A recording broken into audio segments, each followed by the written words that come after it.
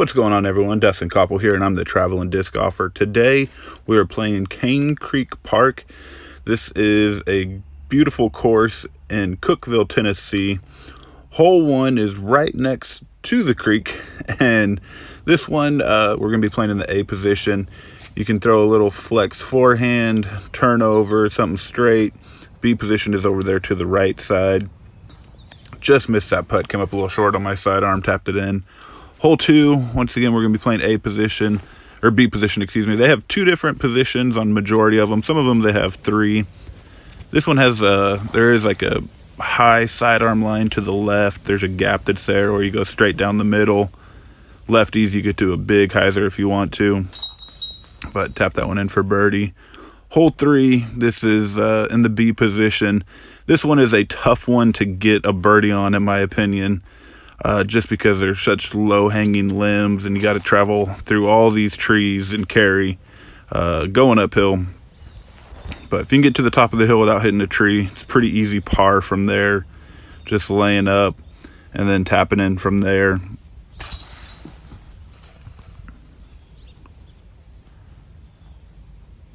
Hole 4 is just, they have one pin position for this. It is a blind shot going over the hill and then back down, but throwing basically a big hyzer. Lefties, you could throw a little turnover sidearm there, but I like to, I was playing with a friend of mine named Nick, and he was talking about how it's good to aim kind of for that little tree right there, and then it'll hyzer back in.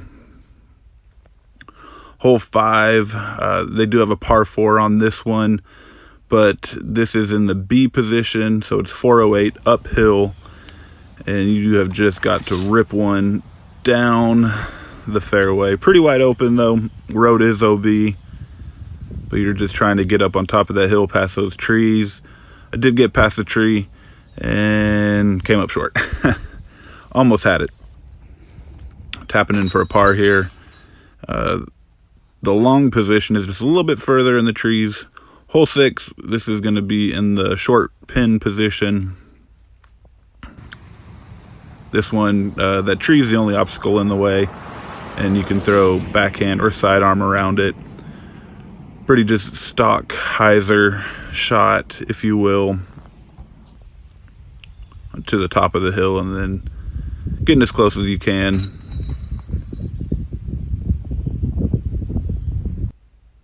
Hole 7 is going to be a blind one as well.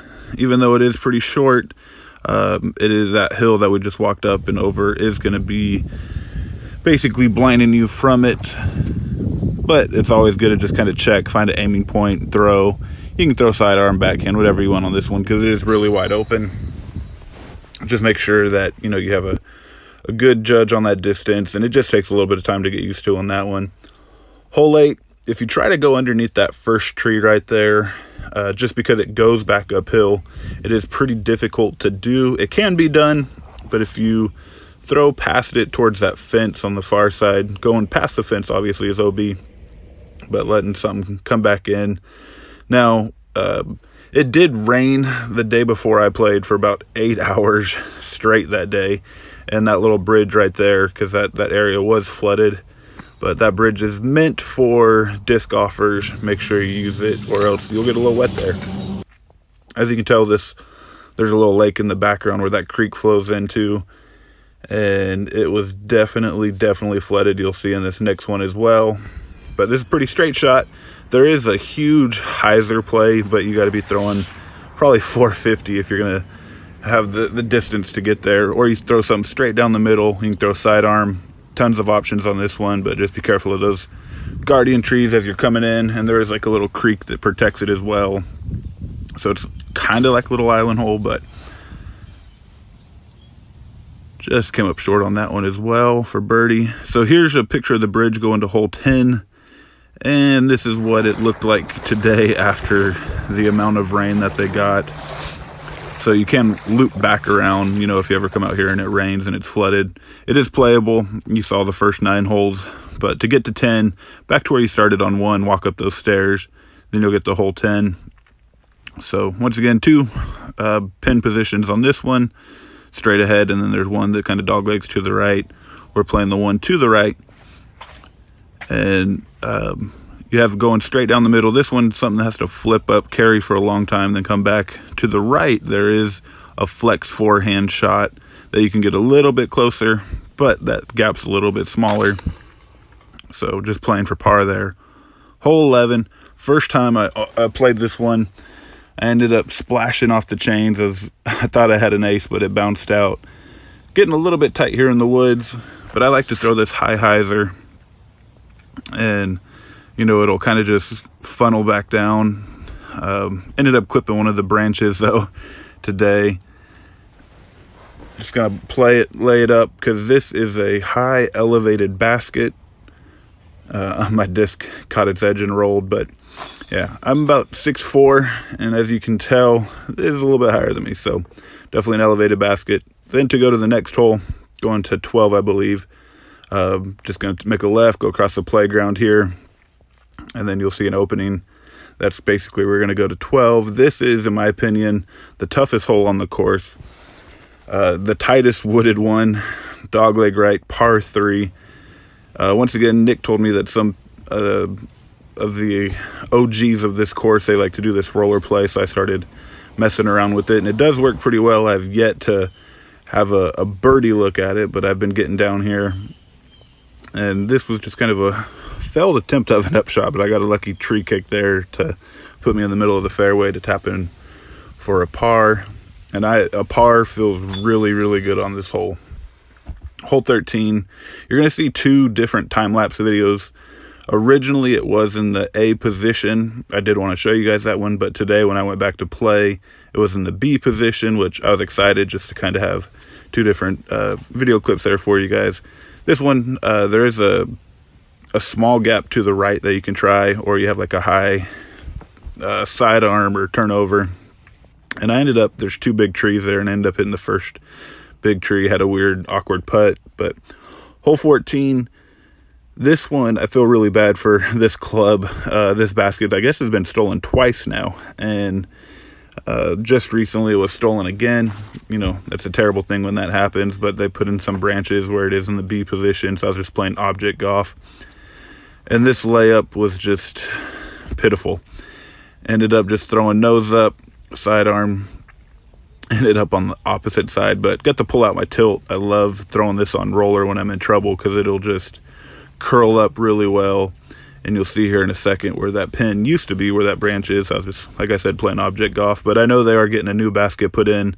They do have a tournament coming up, so that should be here soon. Hole 15, just a sidearm or turnover. Don't really have any high backdoor shots just because of how protected it is. It is very low-hanging limbs that you got to watch out for as you're coming in, but you want to play the skip off the hill, and hopefully you get a little close. I threw mine a little too high. End up having to settle for a par here. Hole 16 is one of the ones that you play over water, and as you can tell, it looks pretty here. But today when I was coming in, it was flooded, so I did not get the throw like I normally. I like to throw a nice mid-range underneath those limbs right there and just have it sail across, but there was not a lot of room, and no ducks were harmed in the making of this. That shot came in a little close and scared them, but I just went sidearm, and as you can tell, it's a very, very small island when it gets flooded. But typically it's a much bigger island, but there is water behind it as well. Hole 17, this is in the shortest pin position. Now they do have 2 other ones that are pretty fun, I heard too. This is just a very basic hyzer. Throwing a putter here. If you're a lefty, I'm assuming it'd probably just be a sidearm for you. And you want to just make sure you hit the gap. I came in a little bit early, but was still able to tap it in for birdie. And then hole 18 is just a little bit of a walk, nothing too crazy. Just showing you some signs on how to get there. So once again, this one has 3 pin positions. I believe this one was an A. So there is a trail to the right, so you don't have to walk down. And tight gap that you got to hit off in the very beginning, just something that'll kind of hyzer. Throwing my eye on here, Ninja Turtle stamp. And I thought I had it pretty good, but then it started to hyzer in a little too early. Caught one of those last trees and kicked me down. And when you get kicked down, it will roll a little bit. Just laying up, tapping in. So that is the final. Hopefully you guys. So final thoughts on Cane Creek here in Cookeville, Tennessee. This course has a little bit of everything. I wish, you know, I could have filmed when the creek wasn't so high. So there, it's in the name for you guys, Cane Creek. It rained for about 8 hours, so definitely overflowed the creek. Some of the holes were still playable, but a little unplayable. But overall, like I said, this course has everything.